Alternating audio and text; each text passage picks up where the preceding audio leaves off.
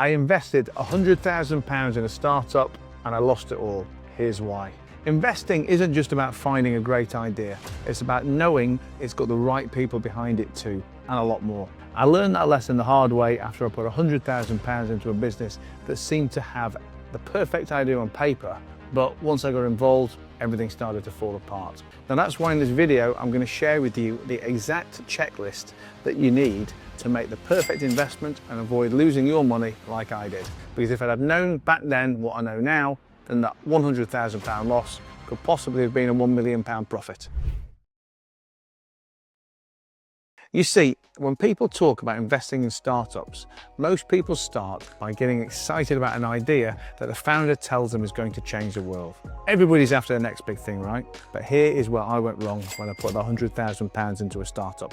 I was so focused on the founder's passion for the idea that I forgot to check if there was anyone else out there who was actually interested in buying it. When you're looking at a startup, it's important to assess whether the idea that they have, the problem solving, is actually really significant. Is there actually an audience out there who has both the problem and needs your solution? You've got to go beyond just taking the founder's word for it. You've got to take time to speak with potential customers, dive deep into the market and validate whether there's actually real demand for their solution. And in my case, I overlooked this and it became very clear later that I missed a chance to thoroughly gauge market interest. So, before you get carried away by the excitement of the idea, ask yourself, is there actually demand for this? Is the problem solving truly significant? Make sure that the concept aligns with both current trends and future projections, because this will give you more confidence in the long-term viability of the startup. By now you're probably thinking, okay, I get it, the idea matters, but what about the team? How do I tell if they're going to be able to execute this idea?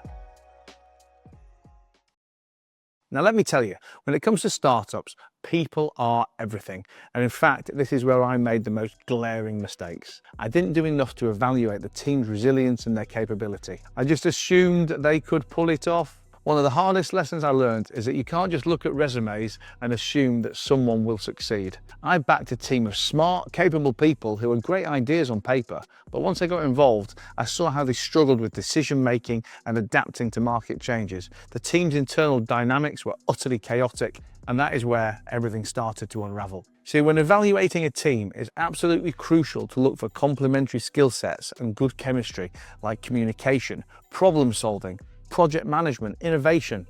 It's not just about finding the smartest people, it's about how well will they work together, how well will they handle challenges, and whether or not they can pivot when things don't go according to plan. And in my case, I just didn't do enough to evaluate how the team communicated and worked together under pressure. If I had, I might have avoided the mistakes that came later. Do they have a clear complementary skill set that aligns with the startup's needs? It's important to know how they've handled challenges before. Pay attention to how they communicate and lead, and if their skills truly complement each other. Ensure that they've got clear division of responsibilities and that everyone is on the same page. Now, by now, you're probably wondering, how do I figure out if the founders are truly aligned and capable of executing their vision? What if they haven't done this before? Well, here is where it gets tricky. The founder's vision must align with yours, and that is something that I completely missed. Their long-term goals weren't clear, and we were on different pages from the start. See, a startup's vision is like a compass. It guides every decision. And the problem I faced was that the founders didn't have a clear roadmap. While they were passionate, their goals weren't aligned with what I envisioned for the company's future. We didn't see eye to eye on key decisions, and that caused frustration. See, it's easy to get swept up in someone's enthusiasm, but before you invest, ask yourself, are their goals aligned with mine? Do they have a clear plan for scaling the business over the next 1, 3, 5 years? Knowing the answer to these questions can prevent a lot of conflict down the road. See, when looking at a founder's vision, it's crucial to deep dive into their personal and professional goals. You want to make sure that their long-term vision aligns with your investment strategy. And importantly, you need to ensure that they have a clear, realistic roadmap for the next few years. Because if there's no clear direction, it's going to be harder to navigate unexpected challenges down the line. By now, you're probably thinking, I get it, but what about the track record? How do I know that they can execute on this vision? You know, a great idea and a shared vision mean nothing if the team can't execute. And in fact, this is where I lost my initial investment, where we failed to execute the perfect plan.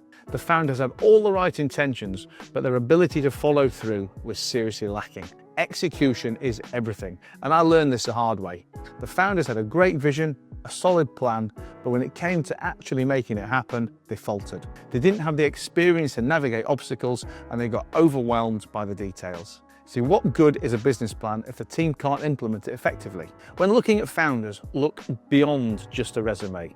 What have they actually accomplished? Have they faced setbacks before, and how did they handle them if so? Because their ability to execute is a true differentiator between success and failure. And in my case, if I'd taken a closer look at how the team handled previous projects, I could have seen that they struggled under pressure. So it's important to examine their past ventures to see how they've handled adversity. Also, check how well that they've executed these previous projects. Did they deliver on time? Did they deliver within budget? If they've never scaled a business before, then that's a sign that they may struggle with rapid growth. Ask yourself, what is their track record with execution? Have they faced challenges, and how did they overcome them? If they haven't proven their ability to execute on previous projects, this could be a significant risk to consider. By now you're probably asking, how do I know if their financials are solid? How do I avoid a cash flow crisis down the line?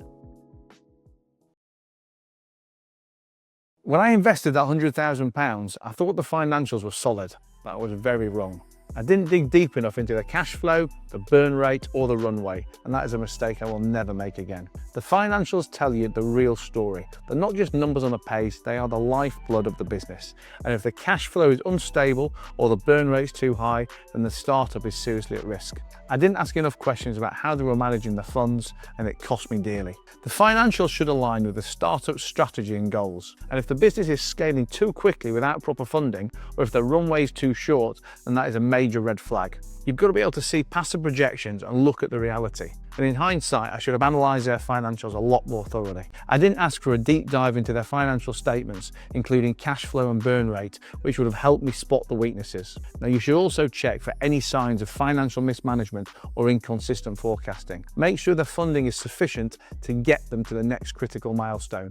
In hindsight, I know I could have avoided losing that £100,000. The due diligence process isn't just about numbers, it's about understanding the people behind the business. If I had followed these steps from the start, things would have turned out very differently. Now, if you think I've missed any key lessons when it comes to investing in the right team, drop your thoughts in the comments.